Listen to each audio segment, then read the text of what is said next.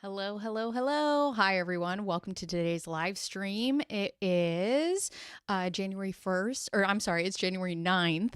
And yes, welcome to today's live stream. So we have a couple of things to go over. Hello, everyone. I see. Oh, welcome to today's live stream. Sorry, I had that on. I see Only Me Baby. Hi. Madeleine de Castro. Hi. How is everyone today? There's a couple different things that I want to discuss. And there's going to be a lot of different things. First and foremost, I know that I'm new to the platform when it comes to, like true crime. I've been on this platform forever, but I'm new to the true crime commentary genre. And the one thing that I will tell you guys is I'm never above being wrong. I'm never above being corrected. And I enjoy my channel because it's, my opinion, but it's also other people's opinions. And I find it very important to have these different conversations and different perspectives. Now, there's a couple things. First of all, my opinion is not the majority's opinion on this case. Okay, when it comes to Madeline McCann, I personally don't really think that the parents had anything to do with it. There are a lot of other people who have other differing opinions, which is one of the things that we're going to go through today. We're going to go through the comments. If I seem a bit down today, I did wake up with a headache, and I've been trying to make it right before it turns into a migraine. I do suffer from migraine, so I'm just like trying to take it easy. However, what we are going to do is we're going to go over the comments. I am going to play a little part of my video to give you guys a bit of context into what I'm discussing right now as far as being wrong or being corrected. But I never want anybody to be scared to leave their opinions or constructive criticism in my comment section. I'm always reading, I'm always taking those things in, and I'm always trying to understand the other side. So with that being said, the first thing that we're going to do is take a look at the section of my video that a lot of people had a lot of things to say about, and rightfully so. I'll also go into why I said the things that I said, and then we will go on from there. Hi, Mr. Pike. How are you? So let me get this up. One of these days, how do you go to actually, let me just put this down here. Okay. I'll put this down here. We'll play this. I think this is the right way to go. Yep, there we are. Okay. So we'll go in here and we'll take a quick listen. Cots placed in the middle of the room. After the children were asleep, Kate and Jerry would close the outside shutters and secure the window. However, they would leave the bedroom door slightly ajar so they could easily check in on the children throughout the evening. And this arrangement allowed them to monitor the kids while they had dinner at a nearby tapas restaurant. Before I go on, I'm going to stop you. I just want to say that as this isn't a choice I would personally make as a mother of two, I was actually having this conversation with another mother who stopped me, and she made a really good point. And she asked me, how many times in your own parenting journey have you done something that others wouldn't agree with? And have there been moments where you've gotten perhaps lucky or learned a lesson the hard way, but you were lucky enough to get a second time? And it really made me think, because I had some harsh judgments before I got into this script. And yes, I have. I'm in my parenting journey. We're all learning and we're all trying.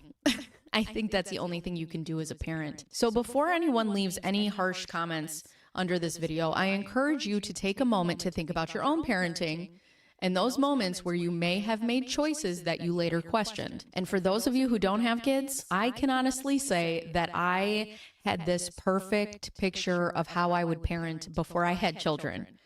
And well, life has a very funny way of showing you otherwise. So just keep that in mind. With all that being said, the McCanns, in fact, made a choice, and I'm sure they carry the weight of that every single day, because I know that there's going to be some scathing ones in the comments. But before we judge too harshly, None of us are perfect. On to the story. At around 8:30 p.m. Okay. So this is the part of the video that people had a lot of opinions in my chat about, and rightfully so. So before we get into that and before we talk about the comments, I really just want to get into this portion and this segment and why I put it in there. When I wrote the script for the Madeline McCann case and I had done all of my research, I went into this case absolutely not thinking that the parents had anything to do with it. Do I think that they were neglectful? Yes. Do I think that it was completely irresponsible? Yes. And I was having this, and actually it's funny because I gone with my original script, I would have been a lot harsher on the parents. And I sat down and I was having this conversation with another mother, just like I had put in the script. And I just thought when we were having that conversation and we were talking back and forth and I was bouncing ideas off of her, that was a really great point, right? We shouldn't judge too harshly if we truly believe that it was a mistake. And there were a lot of people who made some really, really great points about that disclaimer in my video that I want to touch on today. And so we're going to do that right now. The first one that came up, where is it? It's right here. So let's see. May I ask, here we go. May I ask, where do you draw the line? If they had been out all night, would that be looked down upon? Kids need us to do our part as a society, and that includes judging. We can all learn from that after raising 3. I can honestly say I've never left any of them alone like that, especially in a new place. It's not proper parenting, and there's also no excuse for it. Also, in my opinion, if they weren't affluent people, would altogether judge the obvious. If this was a couple leaving their children alone in their single wide so they could go to the bar the same distance away from the children, would you be able to judge that? They had babysitting services. There's no excuse at all.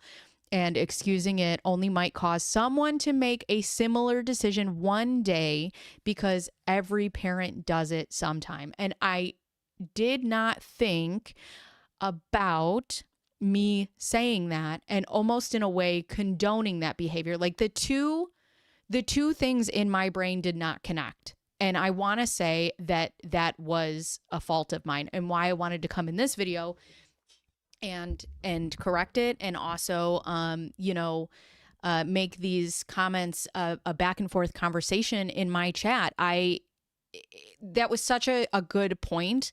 And I also, that is one thing that I need to be mindful of is my platform and my reach and what the things that I say might inadvertently be condoning.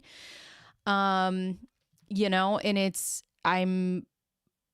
I don't know. I saw everything last night and I'm like, you know what? I'm going to address this tomorrow and we're just all going to talk about this because I think it's important. Let's see. Only Me Baby says, I think the parents are guilty of being complacent and trusting other people. I agree. Uh-oh. Where is my chat? Here we go. There we go. I agree with you. I agree. This is not how I would personally, I would never leave. I don't leave my kids at my home alone. It's funny because I'm a stay-at-home mom and I have 2 children and they both go to different schools right now. And even if they went to the same school, they've been sick. And if they've been sick, then both of them stay home because I don't have a way to get one child to school and leave one child at home. So I've called my other child in sick. That's not a choice that I would make. And as I say that in the video, also by saying that we're not judging and we're not trying to be too harsh, I'm never trying to condone that behavior as well. I'm with you. I don't think the parents did it as well. Right. Also keep in mind that the part of the world is very different. It's normal to be more loose and trusting. It's very kids need to be out playing and inside only at night. Right. And there are cultural differences. I was a child who was, I was never left home at 3 years old, but I was a child who was what's called a latchkey kid. And, you would go home and you would have your keys and you would be there. And I grew up with a single mom and my mom, worked 3 jobs. And a lot of times I had to take care of myself. And, it's funny because at this day and age, that's not something that would ever be acceptable. Like if somebody found out that a 10-year-old came home now in 2025 and was like, oh, you're making yourself dinner and you're letting yourself in the house, I would probably have the police called on me. So, you know, it was a different time and there are different cultures. Howdy from Florida. Hello. Hello, just discovered your channel a few months ago. Love the videos and your perspective. Thank you. Thank you so much. I really appreciate that. I'm really trying to figure out my thing here, right? Like I want to be as factual as possible. I don't ever want to spread misinformation on a platform, especially if I choose to grow my platform. However, I tend to be very opinionated, but then people like the fact that I'm kind of unbiased, which blows my mind because unbiased is not ever a word that I've been described as in my entire life. So I'm trying to figure out, but I'm glad that you are enjoying it. I was suggested a podcast vid where someone was interviewed who wrote a book claiming it was the parents. Interesting. If you can leave that in the comments down below, that would be great. While we get back to chat, let's go back to the screen here. It shows that with them not locking the doors, it's a different type of community and the way of life. I lived in Europe and it's exactly the same. So one of the things that I want to talk about with this, as far as the not locking the doors, is a lot of people had things to say about, you know, she wasn't kidnapped because there was no sign of abduction and there was no sign of a break-in. There's not going to be any sign of a break-in. The McCanns themselves said that they left the doors open. So if you could just walk right in, right? Let's say just play with me here. I know a lot of people think it was the parents. Let's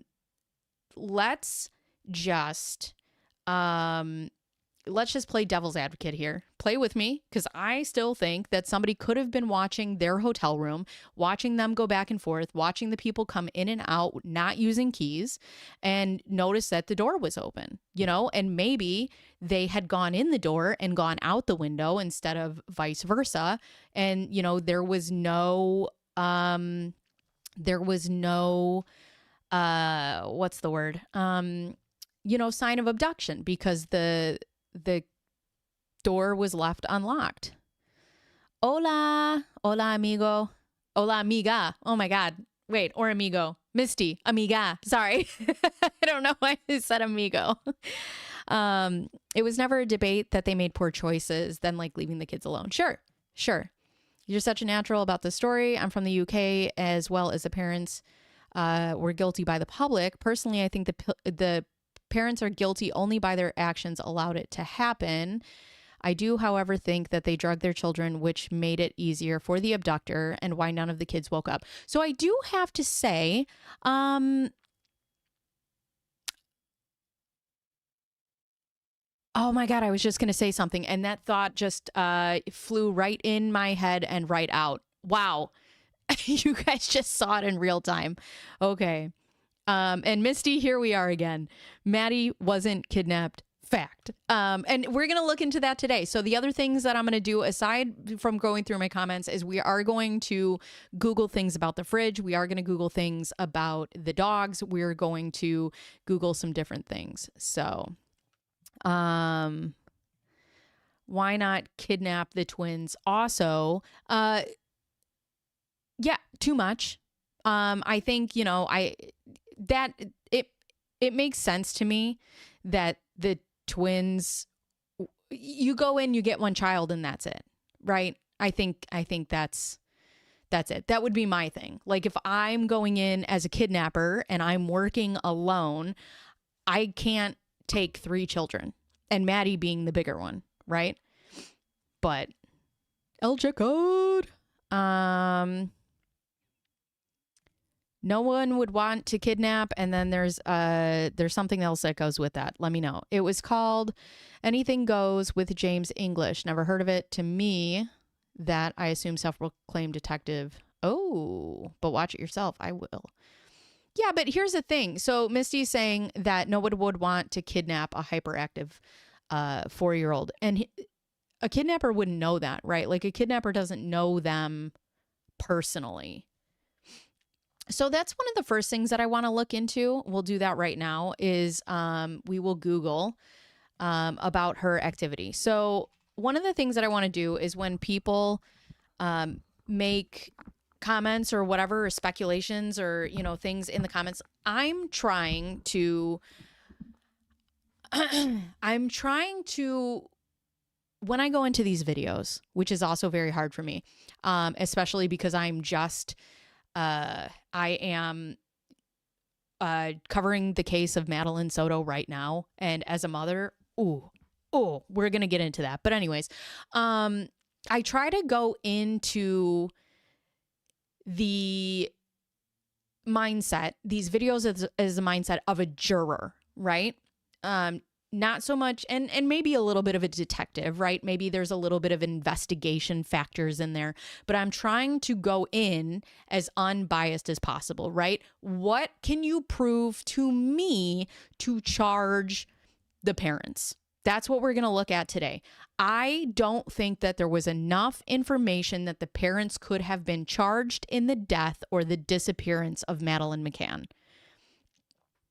Sorry. I don't. I think that the Portuguese police didn't maybe take it as seriously as they should have in the beginning. And I think there was a lot of lost time. I think that there was a lot of, contamination inside of the crime scene. I think that there was a lot of things kind of like in the JonBenet case. JonBenet's a little different though. From a detective point of view, do I think that the parents and the family could be involved?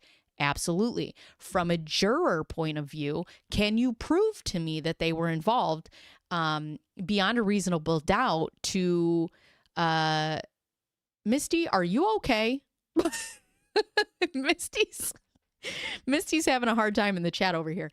I think as far as a juror perspective, I don't think that you could prove to me beyond a reasonable doubt to put those parents away that they did it. It's the same issue that I have with Scott Peterson. Do I think as a person and a human being and as a detective, I'm not a detective, but if I put my pretend detective hat on with Scott Peterson, do I think that he was guilty? 1,000%. 1,000%. As a juror, did you provide me with enough evidence to give him the death penalty? No, I don't believe that they did. I think there was plenty of reasonable doubt. Do I think that Scott Peterson should have been behind bars? Yes. Do I think he's right where he needs to be? Also, yes. But how our judicial system works and the fact that you have to, beyond a reasonable doubt, prove to me that he needs to be on the death penalty, I don't think that happened. Let's go back to the chat a little bit and talk. Christian Bruckner is so ridiculously suspicious. Well, the fact that he's in jail still, and under, he was put in jail for assaults and, things to do with children. Yeah, that guy sucks. So there's that. I'm Canadian and have a family who live in rural Canada who leave their doors open unlocked and cannot fathom the idea of needing something like a Ring doorbell camera, just different ways of life. Well, I got to tell you, I mean, up until, I don't even know when, even in my 20s, people just went out. Kids just went out and played. Even my brothers and sisters. I'm 16 years older than my brother and sister who are twins. And then I'm 23 years older than my youngest sister. And that's the thing. I was outside by myself playing at 5 years old, talking to neighbors, don't come in until the lights went off. Then my siblings came around and it was like, all right, go outside and play. But they had cell phones. I had a beeper. I had a pager. Also, my mom had a whistle that I could hear from 8 blocks down. And when I heard that whistle, I'm like, bye guys. If I don't go home, I'm in deep shit. So, it was just a different way of life. Also, but also we have to remember cultural differences and that things are different in other places. A child predator would absolutely kidnap a hyperactive 4-year-old. I don't think that child predators discriminate. I think they see a child that they want and then they do what they do. I think it's as simple as that. If their time if somebody had seen Madeline during the day or, wanted to get their hands on her, it's not like they're checking a list of, oh, that one's, whatever the case is. I think they would have seen Madeline. They would have understood that their parents are on vacation. They have a small window to hit. They did that and they took her, in my personal humble opinion. Look into Clement Freud, who lived in the area at the time. We will do that. I need to make a list of things here. We're going to make a list of things that we are going to Google during the stream. Number one being a fridge. A lot of people brought a fridge up. I do have to say, for this case, hold on, the fridge and not from the 1985 Bears. Also, Clement Fraud. My pen does not work. Freud. Okay. Get that out of here. This one's brand new. Okay. There we go. I need a pen that works. Okay. Let's see. Jin, I thought so. Seemed kind of fishy as a pod. Anyway, no, Bruckner was caught having buried explicit CP footage. Worse, buried underneath. Oh, wow. Okay. I didn't know that. I did know that he assaulted a 72-year-old woman. I did know that he was guilty of charges of abusing children and having CP. So he is not a great guy. He was active in very explicit internet forums. And he lived in the immediate area where she was kidnapped. And they also say that his phone pinged in the same exact area as where she went missing on the day that she went missing. My struggle to control very difficult, Madeline. Kate McCann. Ooh, we will look that up too. Oh yeah, her hyperactivity. I want to look that up as well. Hyperactivity. So we will get there. The Portuguese police filed. I can't read. I need to turn up. How do I make this font bigger? I am blind. The Portuguese police filled the scene so badly that it was not possible to recover the missed suspects, and foiled evidence. Yeah, I honestly, the fact that they didn't secure it until like months later, and then they went in there and then they were like, all right, well, we'll take some tests now. Why? What is the point? If anything, you're going to do more damage to your investigation, honestly, in my opinion. Clement Freud was a friend of the McCanns. Interesting. The scene was totally fouled up by the investigators. Absolutely. Absolutely. Not everybody was investigated. Not everything was closed down. Not everything was sealed off. And it just, they kind of haphazardly were looking for her. Like it wasn't like a big deal until it became a big deal. And somebody made a really great point in my comments, which we will also get to, but somebody made a really great point in my comments that, actually, let's just go read it because we can do that here. Somebody said something about the Portuguese police and I need to find it. Give me a second.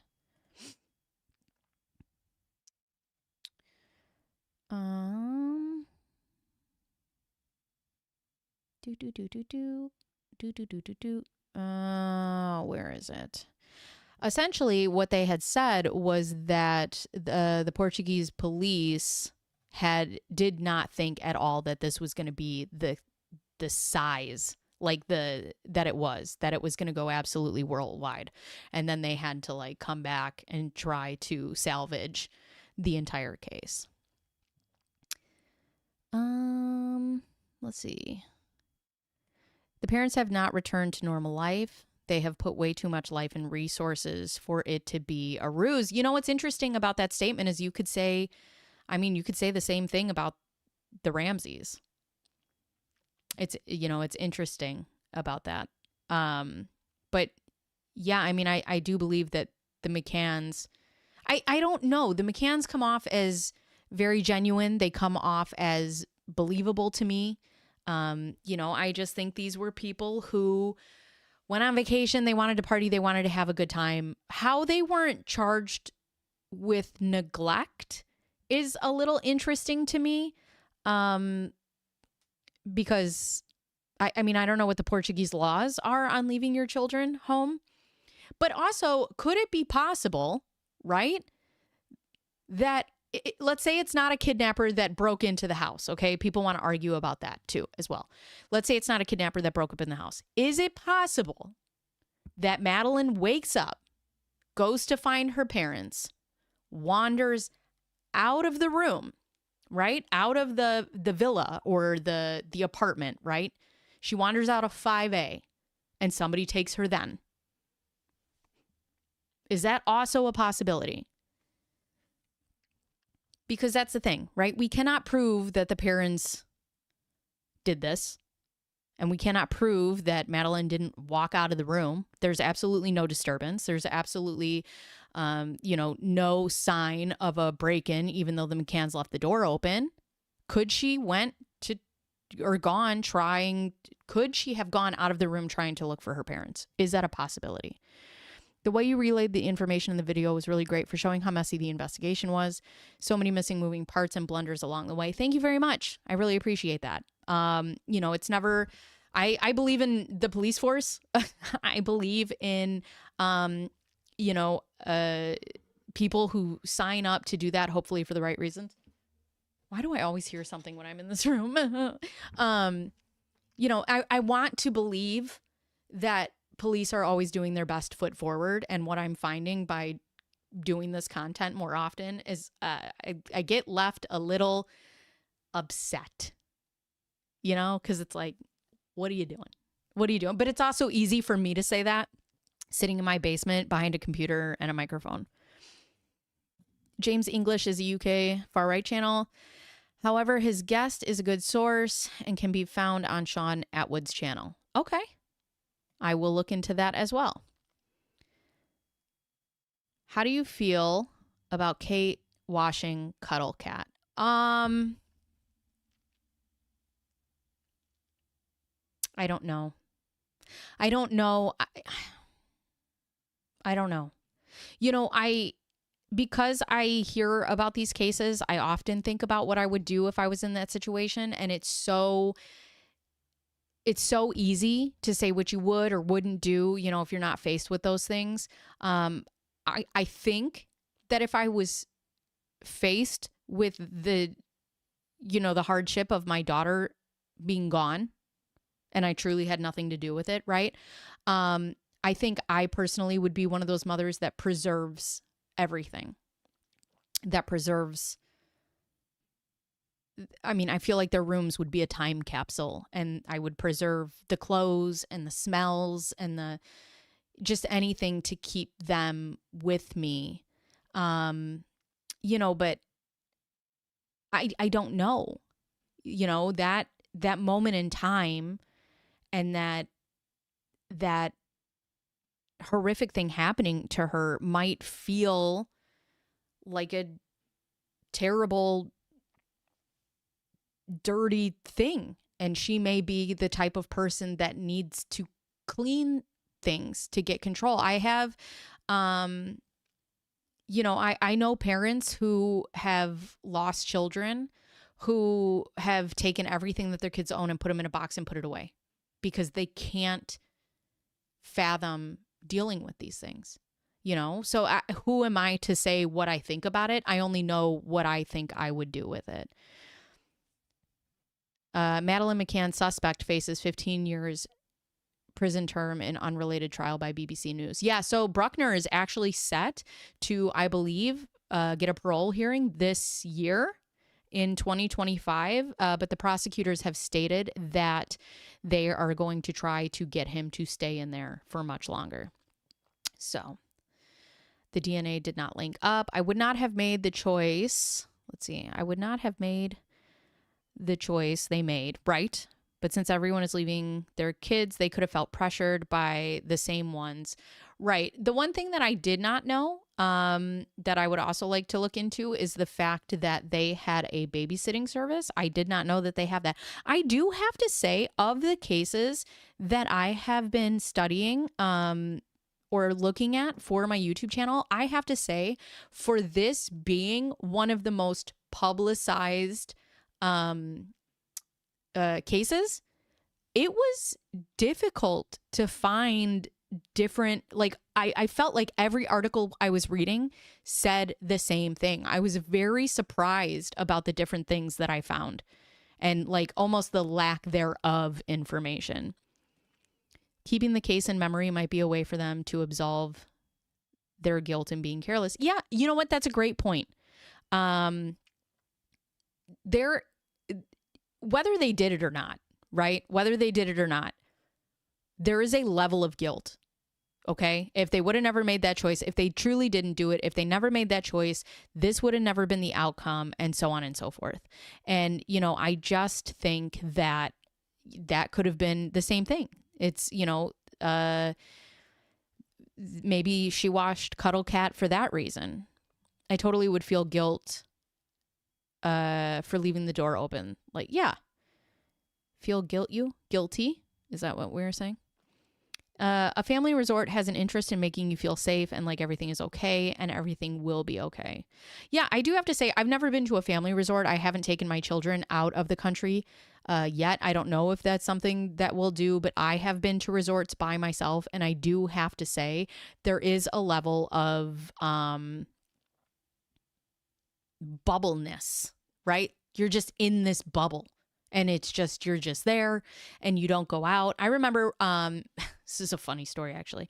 I remember when I went to Jamaica, that was the first time I had ever been out of the country. A girl that I was working with, we went to Jamaica. We went to a sandals resort in Jamaica, and it was absolutely beautiful and it was wonderful. And we're in this resort and they're like, listen, you don't go outside. You don't talk to the locals. If you go on excursions, you have to keep your hands in your pockets because they'll try to shove stuff at you. And if you touch it, you bought it. That's it. And I was like, all right, whatever, you know? So we're in our bubble. I mean, and I'm in my 20s, right? We're getting shit-faced every single night. Just a bunch of adults getting shit-faced at this resort, walking around, you know, you're drinking for free, you're eating for free, you're just doing all this stuff. You're in this absolute bubble. And one night we were swimming in the pool till like 2 a.m. and we see a guy walking by in full tactical gear. And I just like a gun the size of me, just 5 feet long. And we were like, are we okay? And he laughed and he's like, yeah, he's like, I'm security detail for late at night.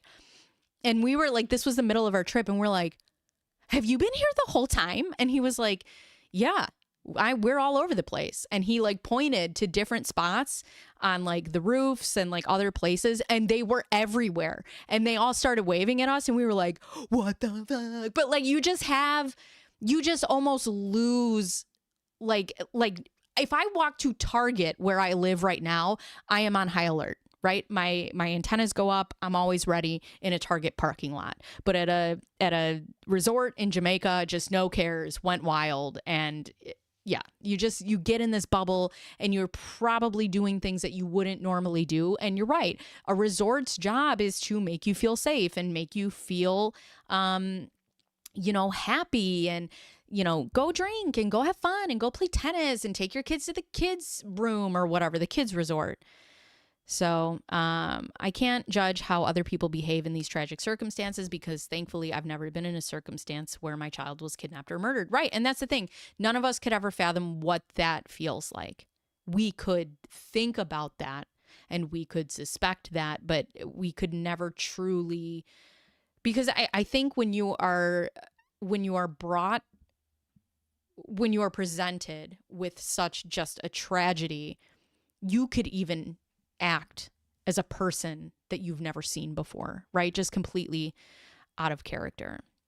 Have any of you heard about that girl that claimed to be her until the DNA test has proved her wrong? Okay, so I also want to talk about this, the phenomenon of like people putting themselves inside cases, but also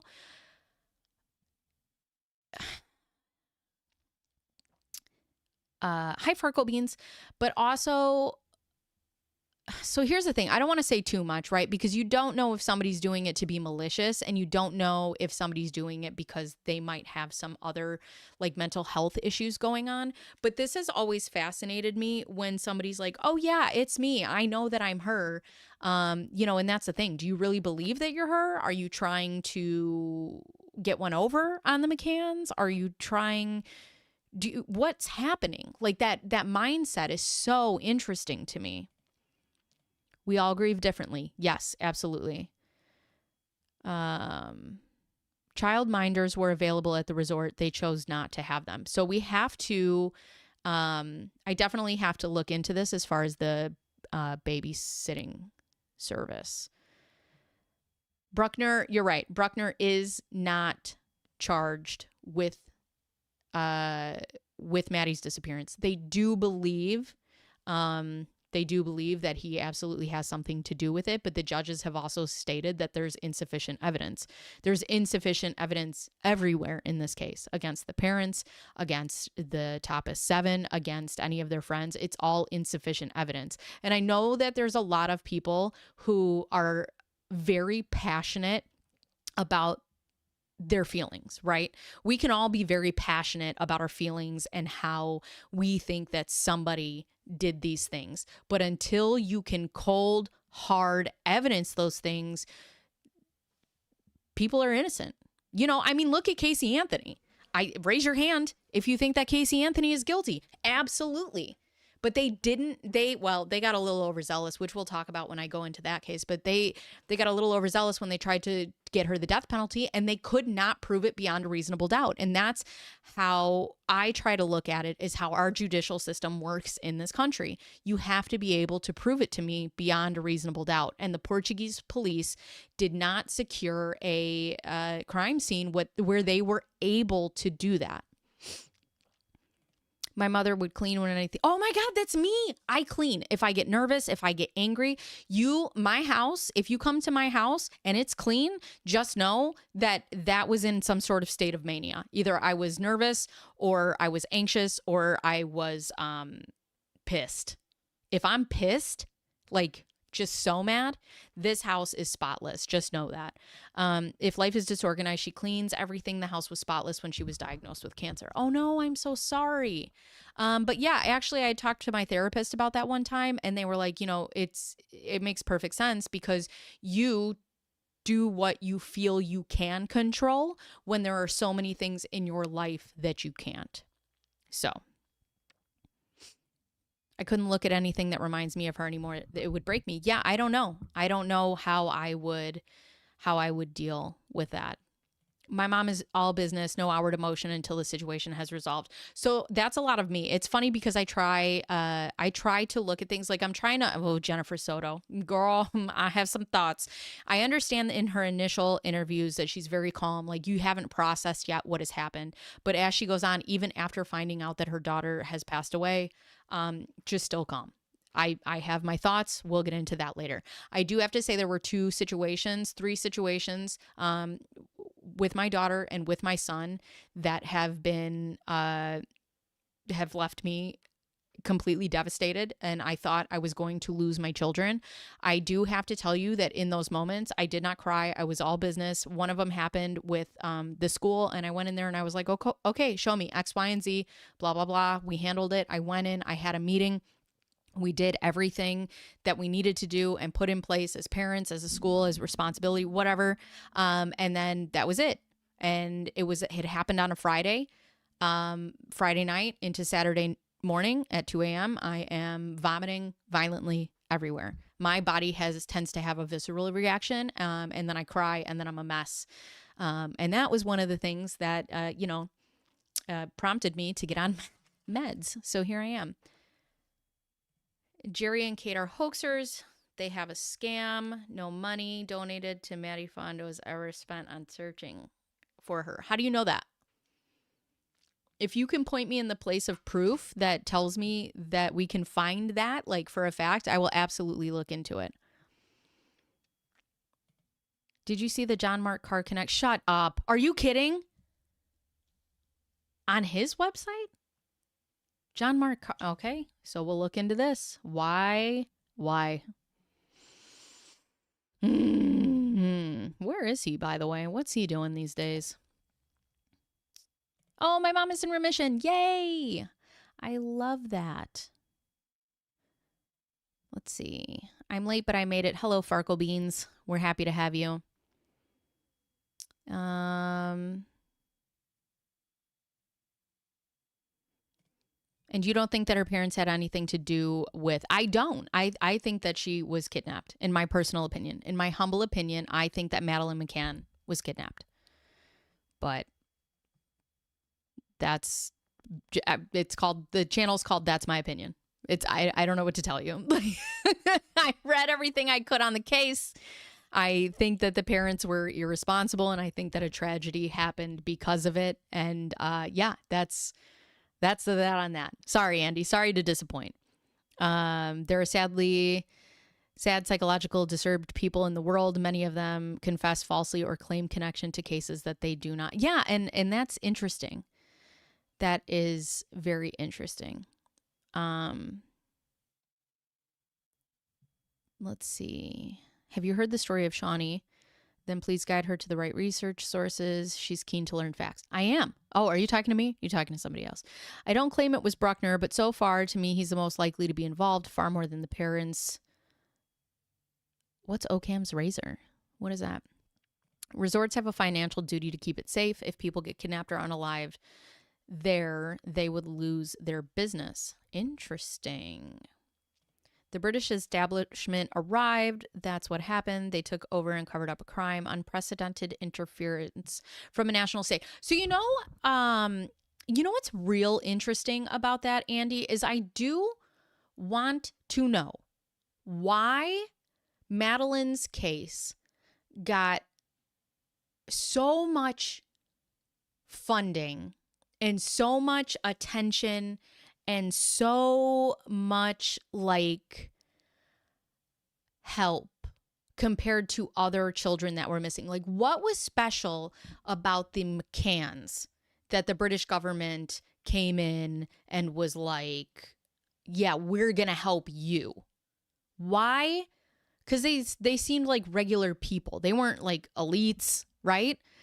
They were doctors, but I don't know. I'm confused as to why. It's just, I don't know, because it was open, like it's still an open case, or yeah. Oh, states that the most simple solution is often the correct solution. Sure. Sometimes. I wish it was that easy. You know? Let's see. Connections in high places. Let's see.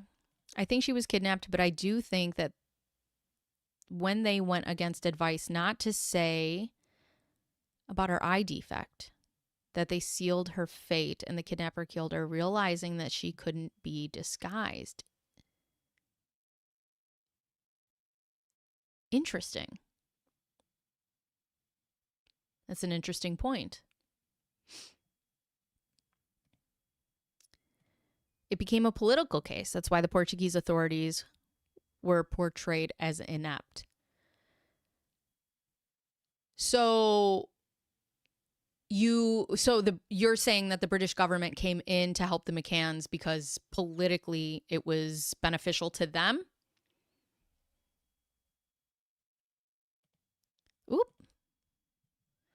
Problem-solving principle. It recommends searching for explanations constructed with possible setup. Oh, okay. Thus isn't always right. It's a simplification of more discrete principle and size. No. I'm just saying it's funny that that's said, because I'm just like, when you look at these cases, you're often like, all right, this is pretty cut and dry. And then you get outliers, right? You get outliers like this case, or you get outliers like John Bonet and whatever. And then it's like, all right, we'll prove it. And then you're like, all right, I can't, you know?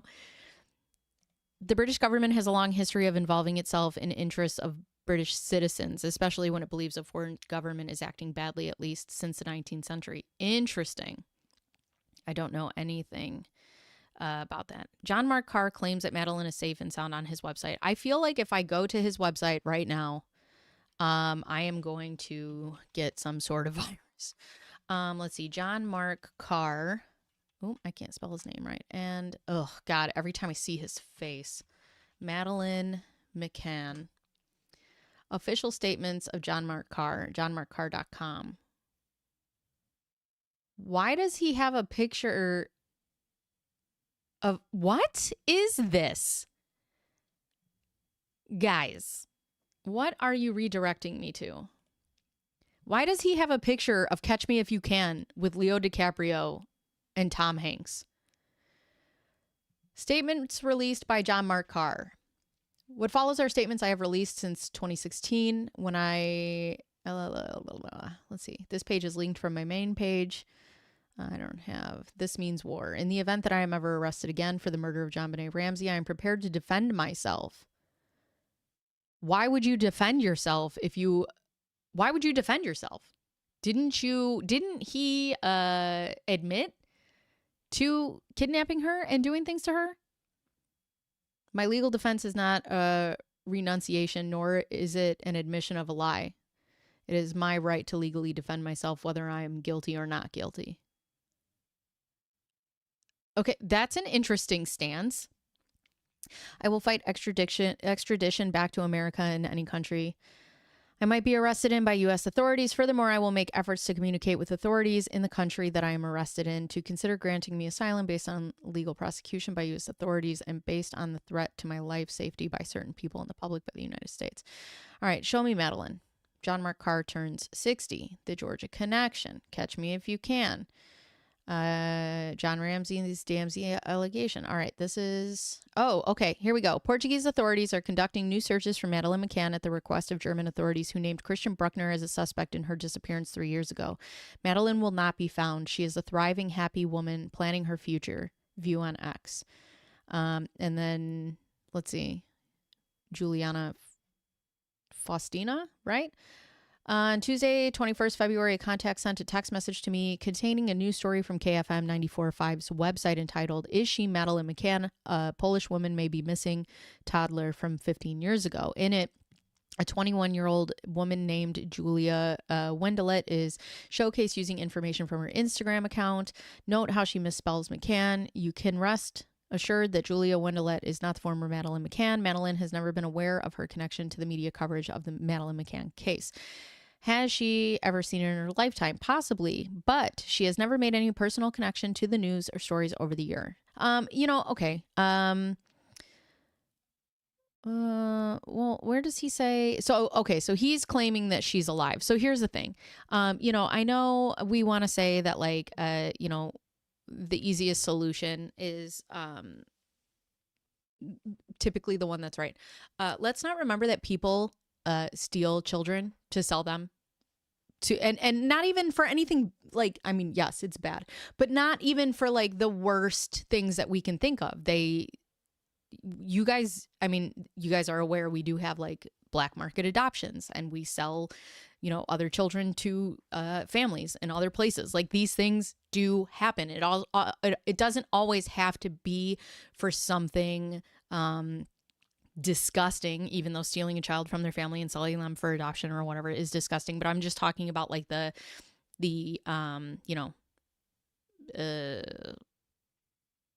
something that I have to be careful of what I say on YouTube. Anyways, what else are you guys saying in here? That's the issue here. There are too many opinions and not enough facts. Well, and that's the problem. The problem is the Portuguese police did not secure the scene enough to give us enough facts. And that's where the issue lies. And until you can have hardcore factual evidence, that it was against the parents, then you can't. So weird. Let's see. Kate admits to... Oh, that's what I want to read as well. Sedating. Let's look at that as well. I'm going to write that down. I'm just trying to keep up with chat as well. let's see. Yeah, guys, please no fighting in my chat, or we're gonna have to start. We're gonna have to start getting rid of people. That's one thing that I understand having a a cool disagreement, but if we're not respectful in the chat, me and my mods, we don't handle any tomfoolery here. So if we can't be respectful, we're gonna have to start kicking some people out. As a parent myself, I admit I have harsh opinions about the McCanns. I also think many people have been quick to support them in a way that they don't for poor families of those of color. I think, it's funny because one of the cases that I've wanted to cover is the Gabby Petito case, and her dad, what he's been able to do is been so amazing, right? So his daughter came out and was missing and then ended up being murdered, and then it was, what did he say it was? It was white something. I'll have to look into it. But anyways, he's like, I didn't like it at first. I didn't like hearing that. I didn't like, how it sounded. But it was it took him a minute, and then he was like, you know what? I realize that my daughter, being, white and blonde hair and blue or green eyed or whatever, got way more coverage than any of these other families who go through the same exact thing as I do, who are people of color. And he's really come out and he's made like his own foundation and his own thing. And it was very cool to see. I'm always amazed when parents go through something like this and then they are able to do something so beautiful with it. I think it's very cool. Low-risk children are highly likely to be stolen for adoption more than higher-risk targets, like a vacation family. You feel like those are higher risk or lower risk? Those would be higher risk.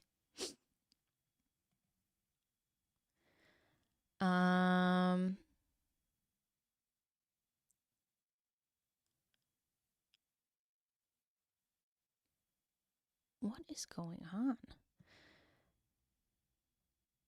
The lack of attention given to missing women and children of color in this country is a travesty. Yeah.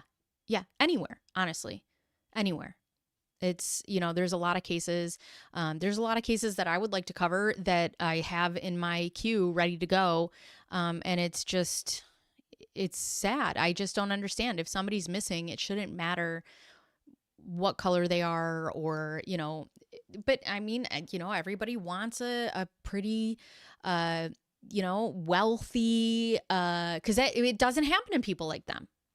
People who have money and people who, are, I don't know what everybody wants to see on a poster board in their brains, right? Like, it's amazing to me, like why that gets so much more attention. Because that's the thing. If Madeline McCann were a child of color or John Bonet or, Gabby Petito, would we even know their names? It's insane. Peaceful discussion is why I'm here in the first place. Me too. Sometimes. Missing, yes, thank you. Missing white woman syndrome. That's exactly what it was. I couldn't think of it because I was watching an interview with him and he said it. And yes, that's exactly it. I appreciate it. Let's see. For adoption, a kidnapper is more likely to target a child that is in a group that is not likely to grab immediate attention in mass media. I see. And for whatever reason, when the victim is poor, we just don't care as a society. You know what what is attests to that comment right there?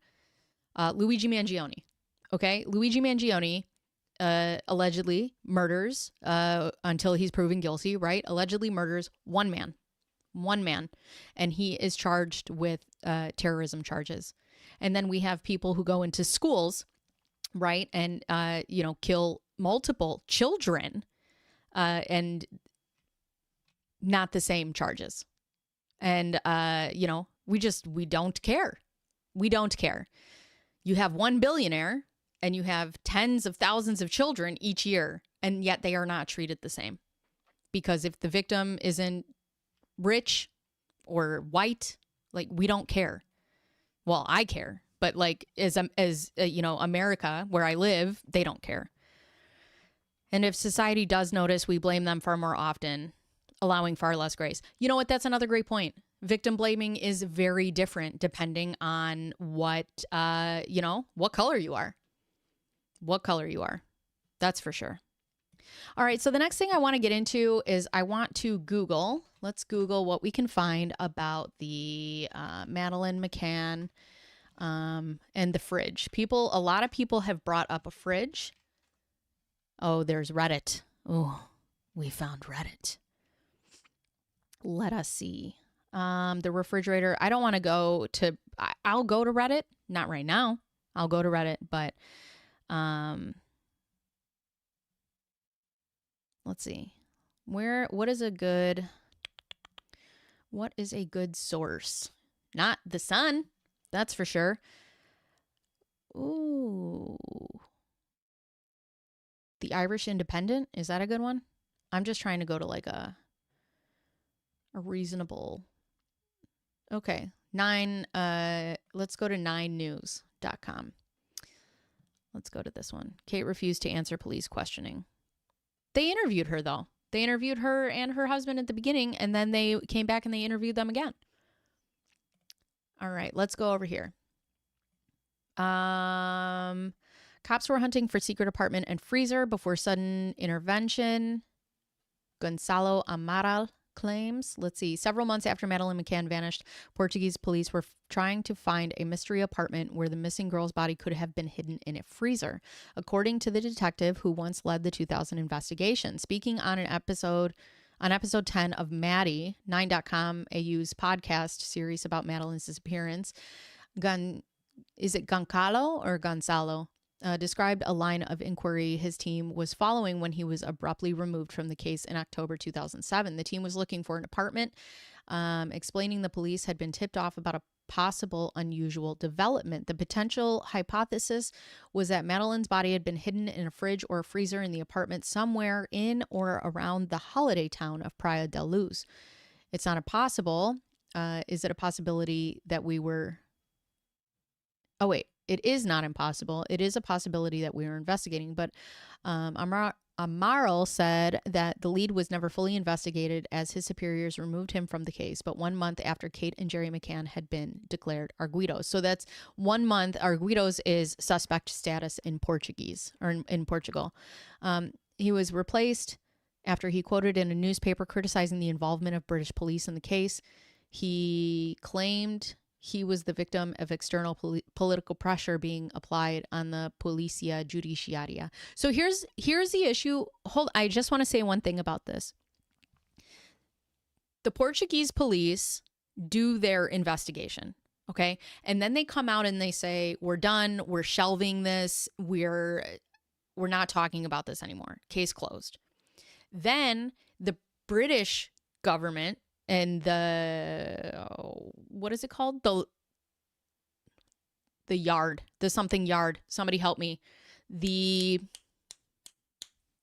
Scotland Yard, the Scottish Yard, Scotland Yard. The Scotland Yard decided to come out and they're like, hey, we're going to investigate this again. We're going to open up.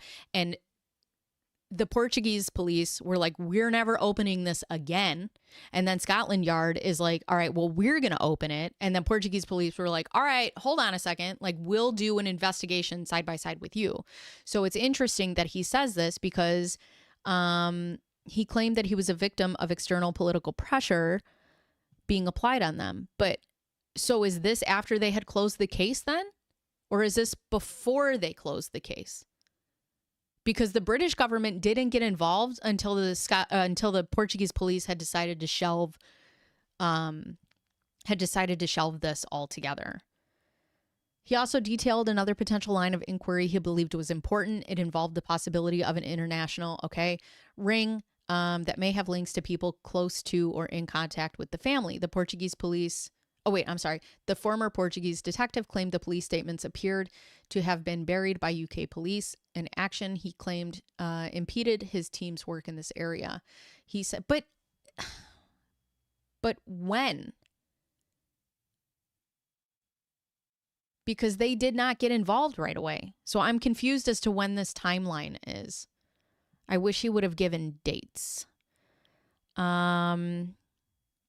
She refused to answer specific questions, probably for specific reasons. Unless I have specific questions available to judge reasons, I have no notes on why to refuse. It seems like they thought it was a bit of a police competition. Yeah, it's interesting. It's interesting because they originally, like I said, they came out and they were like, look, this is done. We're not investigating it anymore. And then the British government was like, all right, well, we'll take it over. And then the Portuguese police came out and were like, all right, well, if you're going to do it, then we'll do it side by side with you, hand in hand in your investigation. I feel like the American Department of State and Federal Bureau would get involved in this case. Also, if they felt it was being mismanaged by the Portuguese police. Right. But that wasn't until like way later. I don't have my notes. Actually, do I still have my script? If I still have my script, I could give you the timeline. Hold on. Let me see if I can open it. Because if I can, wait, no, Docs, go to Google Docs. It'll tell me when. I can't remember, but I know it was in 2007. Whoa. BBC News, German trial witness. Is that Bruckner? That's gross that these things even exist. Makes me sick to my stomach. Let me see my notes real quick. Unless I deleted them. I did. All right. Never mind. Sometimes I delete my scripts. I have to find out when they were. Let's see. This still doesn't say anything about the fridge. All right, hold on. Let's go back to the fridge. It was way later. I just don't find it odd for the foreign secretaries. No, I don't find it odd either. What I'm finding odd is the fact that he said that he was investigating whatever this thing was and then they came in. But that I need to know when it was, because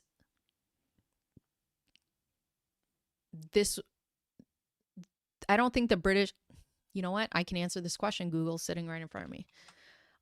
Google, when did Britain get involved with Madeleine McCann case? Oh, Madeline McCann, a timeline by BBC. Let's go together on this adventure. What do we got? July. Okay, so here we go. All right. Let's see, on May 3rd. Okay, it's not until May 7th that she's taken, right? Oh, wait, no, sorry, it's May 3rd. Sorry. Okay, so this is when they all go to the tapas restaurant. Police say that they were abducted. On May 26th, police are there. In June, Portuguese police chief admits that forensic clues may have been destroyed. July, British police sent sniffer dogs to assist investigation and inspections of the McCann's apartment. Okay. But the Portuguese police are still head of this. Madeline disappears. 7th of September. The couple is suspects, and they return to the UK. Prosecutors later say that there's no new evidence to justify re-questioning them. January 20th, so this is 2008. Portuguese police fly to the UK to sit in on interviews conducted by Leicestershire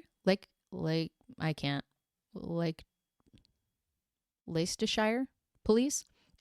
They go in to sit on these interviews. Portuguese police. Okay, so 2008, the Portuguese police say that they have submitted their final report on the case, and weeks later, authorities shelve the investigation and lift the arguido status of the McCanns. But then, 2011, 2012, 2013. In May of 2013, UK detectives reviewing the case say that they have identified a number of persons of interest. The Scotland Yard announces that it has new evidence and new witnesses in the case and opens a formal investigation. Portuguese police reopen their investigation after, right here, Portuguese authorities say they are not reopening their investigation.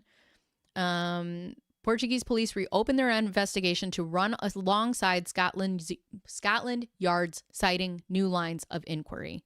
And this is when the British police really come in. So that's what I'm interested about in that article. Let's see. All right, let me go. We'll go on. Oh, I still want to find the fridge. We still need to go into that. I want to find more information about that, but I can't seem, that doesn't just come up. It comes up on Reddit. Are we interested in going down a Reddit rabbit hole? The problem is when you have speculation, like you can say whatever you want on the internet, right? And you can put all sorts of things out there. But unless it's coming from the police or unless it's coming from like credible sources and credible like news articles, I'm not really interested in reading it, to be honest with you. Property owned by Bruckner, 60 Minutes reports. Yeah. No, they found so much stuff with Bruckner. It's disgusting. Okay, we'll look into that as well. Hold on. Let me look at Madeline. Here we go. Whoops. Madeline McCann fridge.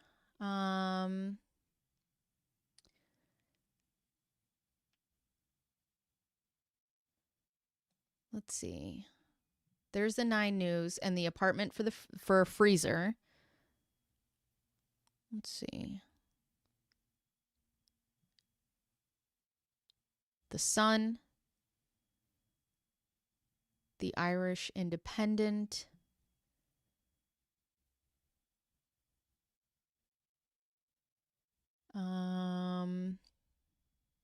let's see. And here's the problem. I'm not going to get my information from the Mirror. Like I'm not going to do it. Or the Daily Mail.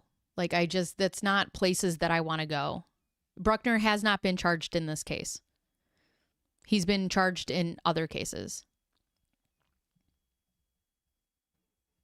Let's see.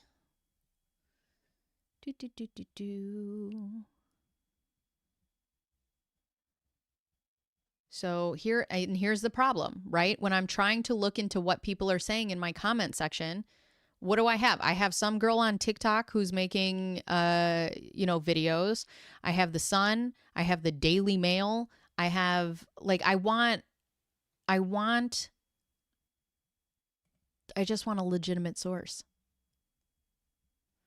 That's all.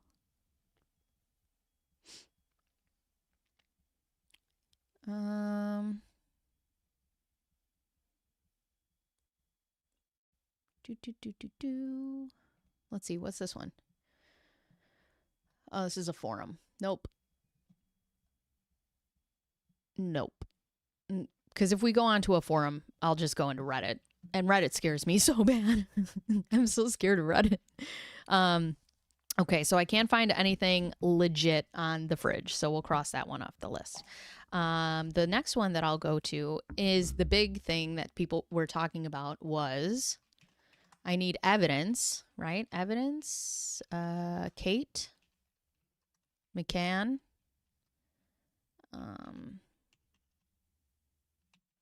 Sedated her child. Let's see. Rumors versus evidence. ABC News or NBC News. I'm sorry. All right, let's go in like this. Let's see. Make me believe that the Portuguese police investigation into the disappearance, what Madeline's parents are drawing comparisons between this investigation and one conducted in the United States over a decade ago that surrounded the death of John Benet Ramsey. Let's see. Dr. Kate McCann. Okay, so this is the background, I suppose, right? Their working theory. Police have seemed to adopted a working theory that the McCanns wanting to have a night out with their three without being... Now, this is a working theory. Remember that. This is a working theory. This is not fact. Night without being concerned with constantly caring for and checking on their 3-year-old Madeline and 2-year-old twin brother and sister, intentionally sedated Madeline, with her subsequently expiring due to an overdose of sedative. Everything after her death, the police seem to suggest through tabloid leaks, was a massive cover-up on the level of JFK murder.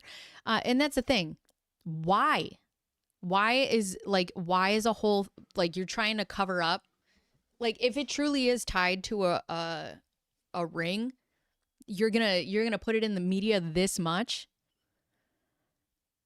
The working theory suggests that the McCanns, both medical doctors, found Madeline dead, hid her body for almost a month, and then moved her body to some unknown disposal site. This theory, according to the media from alleged police leaks, is supported by finding the blood spatter in the resort apartment rented by the McCann family. Where's the blood splatter? The reactions of a British sniffer dog to the presence of blood, the dog identified as Madeline's DNA, and DNA examination of forensic evidence found in the trunk of an automobile the McCanns rented some 25 days after Madeline's disappearance. The theory goes on to suggest that Madeline's blood was found in the trunk, thereby indicating that sometime after renting the car, and the McCanns used it to transport Madeline's long since dead body. Another sniffer dog allegedly reacted to the presence of death in the apartment used by the McCanns, and had a similar reaction to clothing worn by Kate McCann and to a doll used by Madeline. Missing in this theory, of course, is some spokesperson from the DNA lab or British police confirming these reports and suggesting their belief of what such evidence may mean to this case. Also, missing is any suggestion as to why, if having died of an overdose or some type of sedative, that Madeline's blood would have been found in the apartment or car, or of where the McCanns could have concealed their body for up to 25 plus days, or any guess as to how it could have secretly, they could have secretly retrieved Madeline's body, placed it in a truck. See, that's the other thing. You don't think that these guys, so so let's say they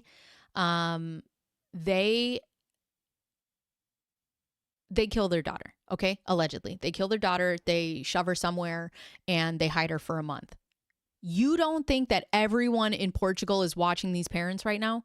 Especially the Portuguese police, that they would have enough time to then go retrieve her body, put it in a trunk of a car, and then leave?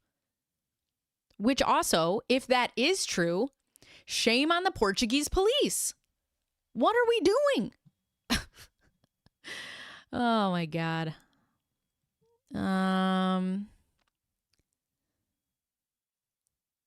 Let's see. The British police refused to look in the parent. Haha, smart to be. Yeah. Police searched. True crime rocket science for fridge source. Police searched every fridge. And what did they find, though? I fear we will never know because of the early police failure. I agree with you. And here's the thing.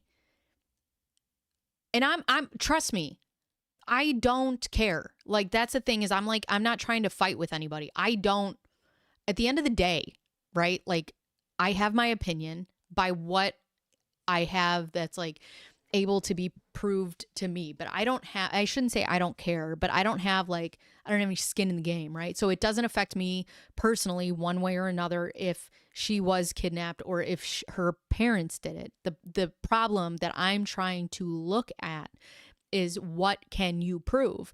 And let's say that the police, are right, and the McCanns really did this and they really put her body somewhere. Why were they able to then a month later retrieve this body from wherever she was, put her in a car, and then dispose of the body? They didn't have anybody watching them.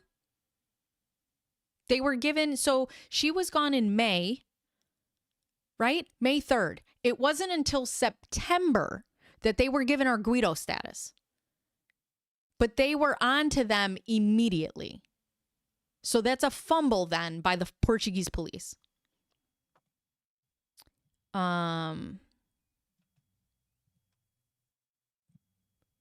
Jerry McCann wrote in his blog 3 weeks after the event that the fridge broke in his rented apartment, so he took the fridge down to the local dump to get rid of it. I couldn't find the reference in his blog, but he did say the owner being very helpful, understanding of the situation. So he was on friendly terms. Maybe a new fridge was being delivered.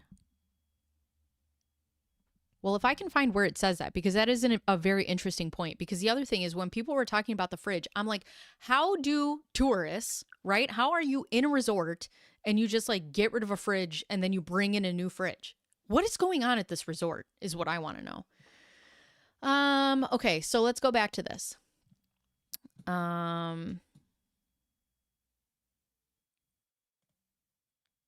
This is another point. They would have to hide the body quick and first. Right. So you have to take a look at that night. Unless your theory is that all of them know about it. Because all of them have to know about it then. Because they were all walking back and forth. Who says she was killed that night? Well, everybody saw her during the day. There were people who took pictures of her by the pool. She was at the kids' place during the day. Oh, you mean like maybe she was taken out of there and then killed later?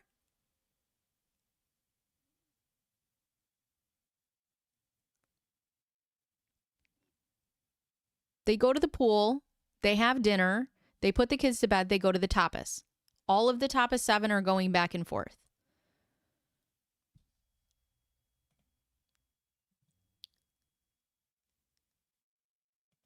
Let's see. That's what I mean. You would have to make up very unlikely circumstances to make the parents work. That's why. Oh, right. Again, not claiming it was Bruckner.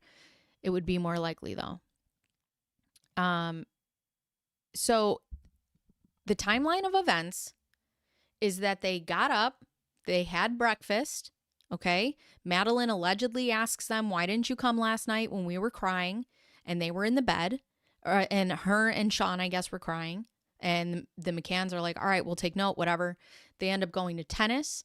The children went to the little like kids club. The whole family went to the pool that day. They had dinner. They put the kids to bed, and then they went to the tapas dinner. So now you're saying that the tapas 7, if the McCanns truly did it and they are hiding this body, you would have to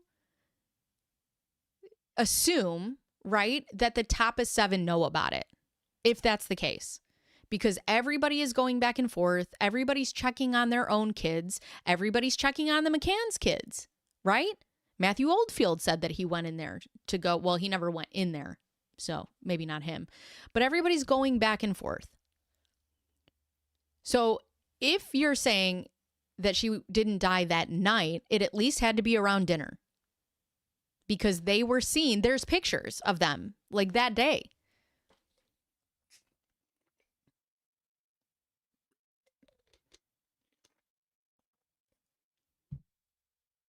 All right, here we go.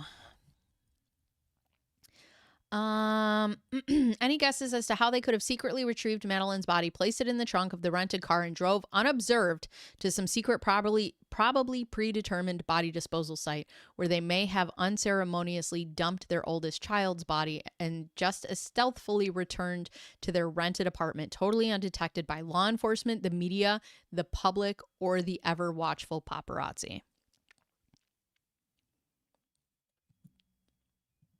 Many, like me, see the similarities drawn by Madeline's parents to the investigation conducted by the United States over a decade ago in one surrounding the death of JonBenet Ramsey. In both cases, there were more than enough information to suggest to the investigators either slow to respond, careless, or even inept in the way they investigated and reported the disappearance of both young girls. We know, of course, JonBenet's disappearance quickly became an unsolved murder investigation, while Madeline's disappearance is still a life or death mystery.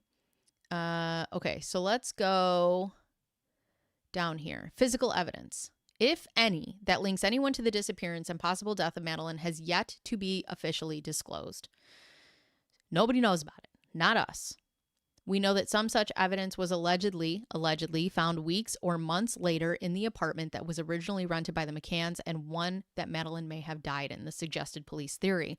Dozens, perhaps hundreds of people have been in and out of this apartment since it was vacated by the McCanns and prior to the finding of the suggested evidence. Therefore, this quote evidence may be questionable at best. It's the same thing that we have for the DNA of John Bonet. We have DNA. Sometimes, I think the DNA itself, like they keep pointing to it, I think that's a red herring. I think that, the DNA is so contaminated because the scene of the crime was never truly secured the way that it was supposed to be, that they're never going to figure it out. And that's part of the problem with the Portuguese police. The Portuguese police are like, yeah, they did it, and then all of this media came down on them and they were like, oh shit, and then they had to go back to do things that they should have done in the beginning way later.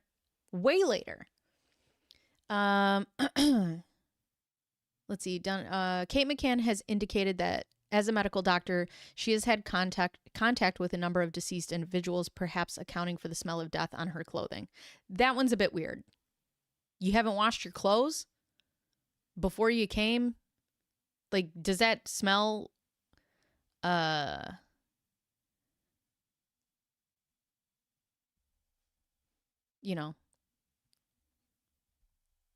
that smell ever go away?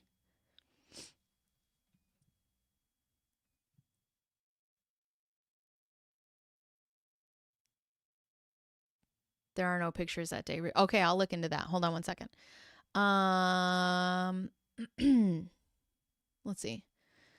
The blood evidence in the trunk of their rented car. Some believe that it could have been planted by Portuguese police, noting that agency is under investigation for allegedly beating a confession out of a mother who was a suspect in her daughter's disappearance. A woman later imprisoned, although her daughter was never found. Others believe it could be evidence of Madeleine's presence, thereby suggesting her parents' ability to hide, retrieve, move, and dispose of her body almost a month into this investigation, something that would challenge the skills for fellow Brit James Bond. Other evidence, however, is also believed to exist. Again, the tabloids report that the police have had the McCanns under 24/7 surveillance for over a month, and that these same police have secretly recorded intimate conversations between the McCanns, suggesting perhaps the presence of recording devices in their apartment, their bedroom, and possibly their vehicle. No transcripts have yet been released. So again, we know of only a rumor and conjecture and nothing concrete that says that during Pillow Talk, the McCanns discussed their suggested role in the disappearance and death of their daughter. Let's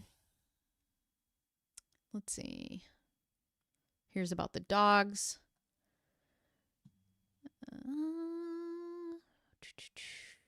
As they have now been officially named as the only two current suspects in the case, certain legal rights, including the right to review the evidence against them, should be afforded to the McCanns. Jerry and Kate and their two children are now back in the UK, away from the questions of Portuguese police and the ever-present media of the mocking local public. We know that Portuguese tourism and the credibility of both the Portuguese police and of the country itself were under daily scrutiny, most locals wanting the case and the parents of the missing child, like in the case of missing Natalie Holloway from Aruba some 2 years ago, to just go away.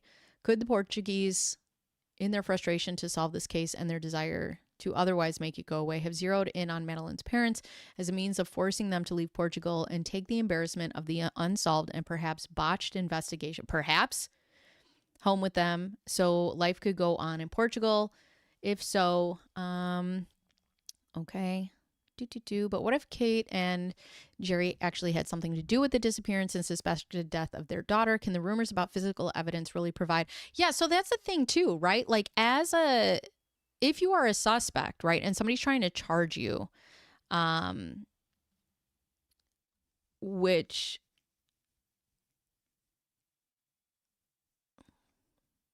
is happening?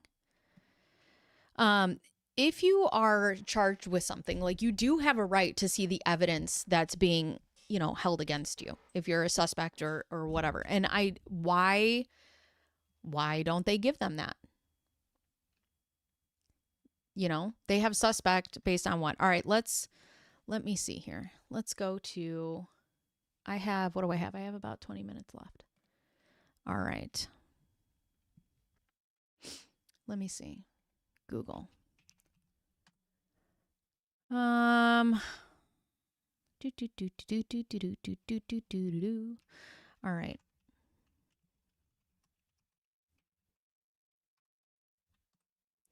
Let's see. Richard D. Hall, Madeline McCann. Oh, he's on YouTube. He doesn't have anything I can read.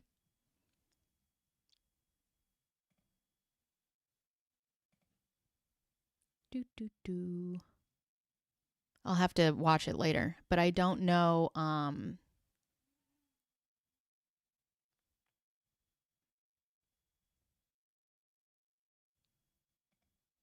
on. Here we go. What is this?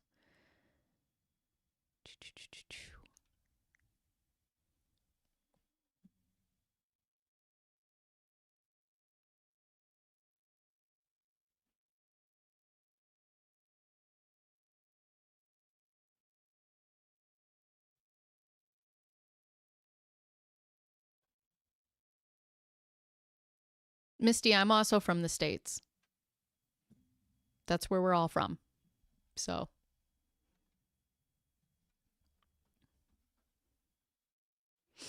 Let me see.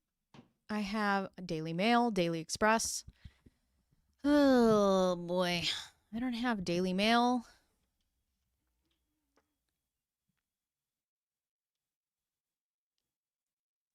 Richard D. Hall. Conspiracy theorist.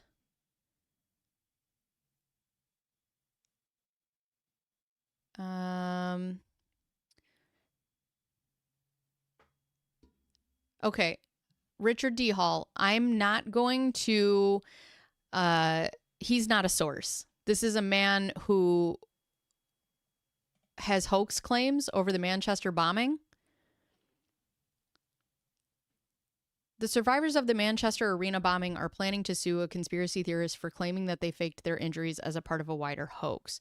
The group accused Richard D. Hall, whose videos have generated 16 million views online, of tracking them down to their homes, where he carried out secret filming to determine if their injuries were genuine. The victim said that Hall had perpetuated outlandish claims that they were actors who had not been injured in what he claimed was a staged attack. So, yeah. That's not a credible source.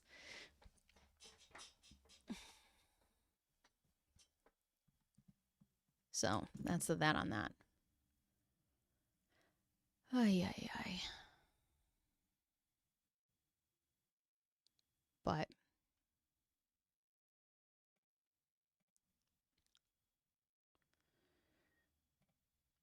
all right. Let's see. All right. Also, you guys won't have to worry anymore. I got rid of it. Yeah, basically. So, yeah, Pike, it was enough. I took care of it. Not me, but I lived in New York first. I've never been to New York, actually. Do you think in general, as I said, we're all adults and can have different opinions, but we have to be respectful to each other? Exactly. We can all disagree with each other. That's perfectly fine. And I'm perfectly okay. But the thing that I'm not okay with, and I will never be okay with, and I will give this as because this is kind of making me upset now. And I'm just going to this is not directed at my chat right now. This is directed at anybody who wants to participate in what we're doing. If we are going to have conversations, okay, I am willing to have conversations about anything, really. But I will not put speculative things up as fact. I can't do it. I find having a platform with almost 10,000 people, by the way, I'm very excited. But I find having a platform with any amount of people that if I start saying that if I stop doing my due diligence, right, and I stop doing my research and I start just saying whatever people are saying without fact checking myself, and I'm not saying that I'm always going to be right? There are some times that I'm going to get it wrong. But just know that if you come onto my channel and you want to prove a point, you are more than welcome to do that. But if you want me to look into it, you better have the evidence to come up with it. And some guy named Richard D. Hall, who is talking about how the Manchester Arena bombing was a hoax, is not what I consider a credible source. I will go to the BBC.com. I will go to NBC News. I will go to credible news sources to find these things. Now, if somebody does an interview with like the Daily Mail or, and there's excerpts that somebody has spoken to them, then yes, I will go to places like the Daily Mail to get conversations, but I'm not going to go to places like that to get fact, because we cannot do that. So here's just what I'm going to tell you moving forward from this video on, okay? I am trying to do my best at putting out stories and finding the bigger picture of what's important while stating factual evidence of what we have gotten from police and what we know, okay? Because also, if you do not live in America, which I do, we have a judicial system that you cannot put somebody in jail unless it's beyond a reasonable doubt. You have to prove to me, and by proving to me is evidence. I need evidence, okay? And that's why we are here, and that's what we do. And I implore you to disagree with me. I would love for you to disagree with me, and I would love for somebody to come in here and say, listen, we have JonBenet Ramsey. Everybody wants to say, I know that so-and-so did this and so-and-so did that. No, you don't, because the police don't know it. And even if you do know it, you can't prove it. And that's the problem. The problem is in America, you have to be able to prove it.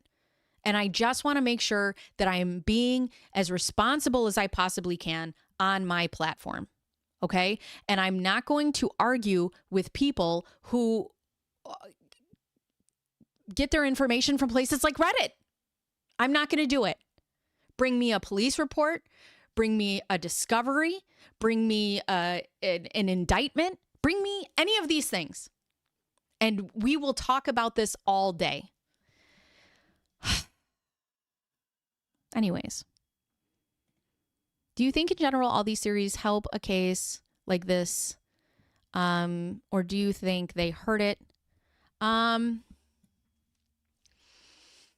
don't know. I don't know. I don't know if it goes one way or the other. I think the media in cases like this in the very beginning hurt cases. I do. But I think also like keeping things like this alive, I think that there is something very magical when a bunch of us can sit in a room and talk and put our heads together, right? But also, none of us are detectives. None of us are lawyers. None of us are police, right? So we only have the stuff that that we have access to, which is why I try to go for the most credible sources. I think that keeping some of these cases alive, I think that talking about them, for me, listen, the point of what I do on my channel, okay? Yes, I talk about true crime. I did not mean to get pigeonholed into true crime, but what I wanted to talk about was the bigger impact of these things, okay? That's my goal. The true crime is already salacious enough. It doesn't need any dramatization. I don't need to know certain aspects of certain cases that don't really pertain to the case. I mean, if it's evidence, fine. But like, I don't need to sit here and like dwell on the drama of the true crime. No, what's the bigger lesson? And the bigger lesson here is, negligent parenting, right? And I think with all these cases, we can learn from things. Part of the reason that I got into this is because I have lived a very golden retriever lifestyle. And, I just go about and vibe in my life and I just do stuff. Well, now I have a daughter. And I think that the only way that you can make informed decisions is to have informed is to have information. And that's what I want to do for her. And that's what I want to do for other people on this app is I want to look at the bigger stories. For example, Madeline Soto, I'm writing a script on that right now. And yes, she is gone. And that's a true crime story. What's the bigger part of that story? How to identify grooming? How to identify when somebody comes into your house and they want access to your children? I think that there are so many other things that we don't talk about that are important to these things. And it's not just about the salaciousness and the drama of true crime. That's not what's important to me. I am riled. Anyways. And as far as, yeah, I think things like this, you know, information, misinformation and whatnot. But here's the thing. Even if somebody were to come out and say the McCanns are completely innocent, right? We found Madeleine's body. We have X, Y, and Z evidence. There are going to be a group of people out there that will never accept it. They will never accept it because they have the thought in their brain. And that's the thing. That's why I tried to be open. I had a very clear picture of who I thought killed JonBenet Ramsey before I got on the internet. And then I did all my research and I went through police reports and I went through interviews and I did all these things. And I was like, you know what? I was happy thinking it was so-and-so. And now it's like, well, now I have more information. It's never too late to take in more information. But also like I don't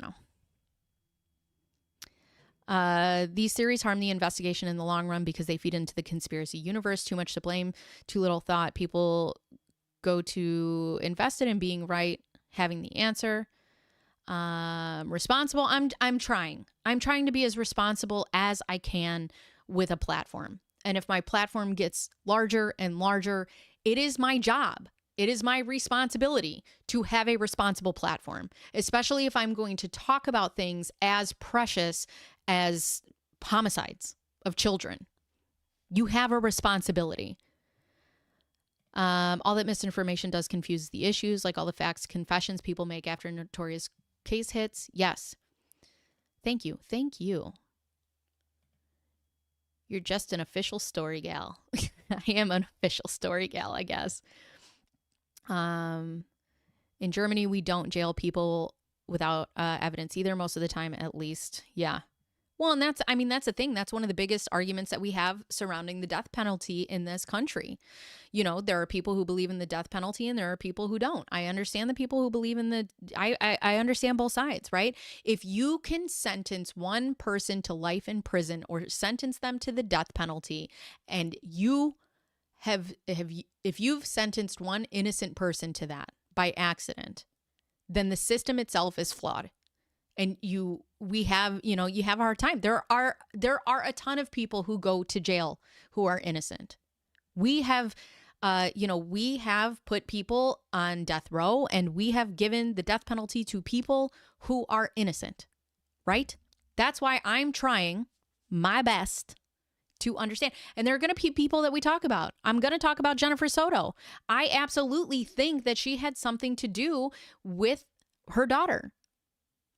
But until they charge her with something, that's all I got. It's the same thing with what's her face, Nicole Kessinger.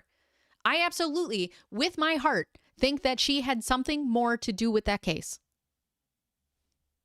I tried to prove it. I took not prove it, but I took the interviews, okay? I downloaded 2,000 pages worth of discovery and read her interviews and just highlighted the inconsistencies. That's all I needed. It's not speculation. It's her words. It was proof. At the end of the day, it's all speculation. In this case, absolutely. At the end of the day, everything in this case is speculation. It could go anyway. Anyway, I suspect you. I won't invite you to dinner. You are guilty because evidence say so. I will shout out how you belong in jail until the cows come home. Oh, my God. I'm not a lawyer, but I did stay at a Holiday Inn Express last night. Oh, my God. It was called evidence picking, like disregarding other evidence that is not benefiting your belief. Here's the thing. It's not even about my belief, okay? From what I could find, I believe that, well, yeah, okay, it's my belief. But but that's also subject to change. If you can show me something different, it is always, listen, I never have to be the smartest person in the room. Never. It has never worked out for anybody who does. It is never too late for me to learn something new. So if somebody wants to bring something to me and they're like, hey, go look at this. It's a fact. It came from a police reporter. It came from whatever. Fine. That's fine. I will have that, and I will eat crow forever. I have no problem with that. Oh my God. And now we're back to talking about Blockbuster.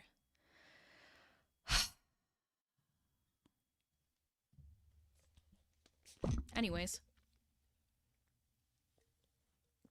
Look, I am trying to do this as responsibly as I possibly can. And I'm trying to do it with the best of my ability and the information and credible information that I have access to. And there are certain sources that that I will take in, and there are certain sources that I won't. You know, and if there is somebody who is out there talking about how, you know, a tragedy, including, you know, just so many people and children, is a hoax, I have a problem with that source. Speaking of eating crow, I don't know. I've never eaten it. I don't think I've ever eaten a small bird, to be honest with you.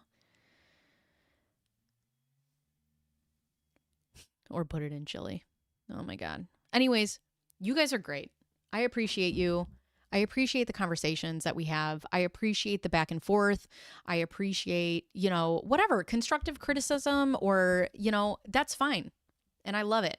And the fact that we can come here once a week and sit down and just discuss and, you know, put our heads together and, you know, what happens. But at the end of the day, none of us are investigators, right? I mean, unless you are, but I'm not an investigator. I'm not a lawyer. I am not an investigative journalist. I'm none of these things. I'm a girl on the internet who tries to find cases on the internet. And I have theories and I have, you know, ideas, and I try to put them out there and see what other people's ideas are. Baconettes, little bacon bits. But yeah, little bacon bits. I wish I could put these up, but it just says cat love. Doesn't show what the chat says. But yeah, no, you guys are great. You guys are all great. And I love it. I don't mind getting into heated discussions. I'm telling you, I should have been a lawyer at some point. It's like my daughter. I'll tell my daughter something and she'll be like, excuse me, I'm doing this right now. And X, Y, and Z. And I'm like, ooh, damn, that's a good point. But yeah. But I will tell you, people are mad. People are mad in my comment section. And that's all I have to say about that. They are upset. So let's read the comments, shall we?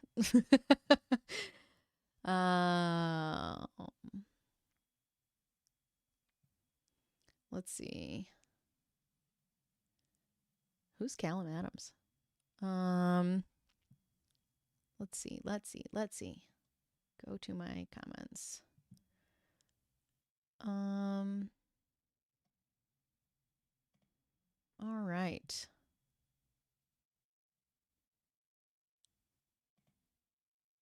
Whoa.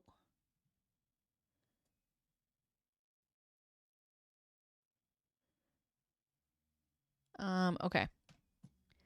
So here is this. So the first one that we have is you have missed a lot of information that's already public knowledge. A lot. I say this with the best of intentions, but you should not put a video out without reading and watching many more documentaries. You'll seem uninformed for those who know, and you'll be spreading information to those who don't. Well, the first thing about documentaries, right, is I've learned that especially with the Scott Peterson documentary and the John Bonet documentary, who's financing it, right?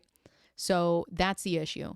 So I try not to watch documentaries before I put these things out because I want to find as much information as I can online. I found all my information by credible sources. So I'm, you know, I found what I was able to, find. I did not find anything leading otherwise.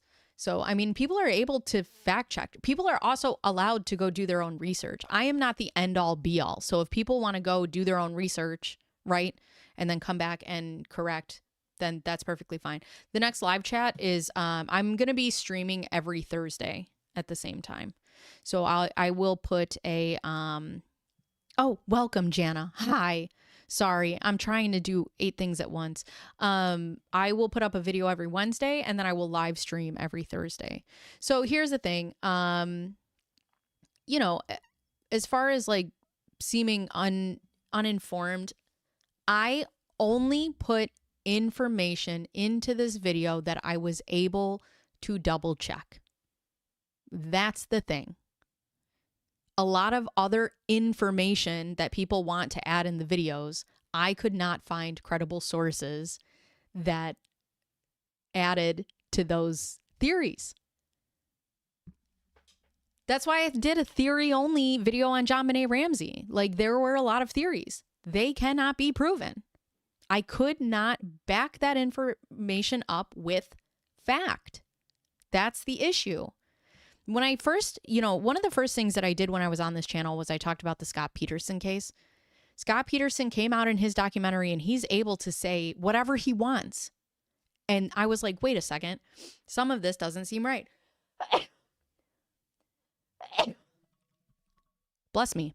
Then I went and I watched Lacey Peterson's documentary.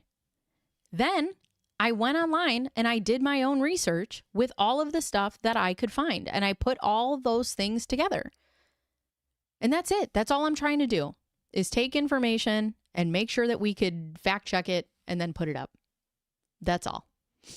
And if people know more than me, they are more than welcome to get into my comments and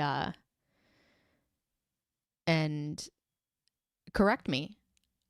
I just want to make sure that if I'm going to look at sources, that they're credible. That's all I ask. Bless you. Thank you. Oh no, I'm out on Thursdays. Oh no. Anyways, I have to go be a parent again. Boo. I have to get off the internet with my internet friends. You guys have been great. Yeah, you know what? I'm actually, I was going to say, sorry, I got a little heated, but I'm not. I'm not sorry because I want everybody to have a very clear idea of why I'm here and also what I'm trying to do.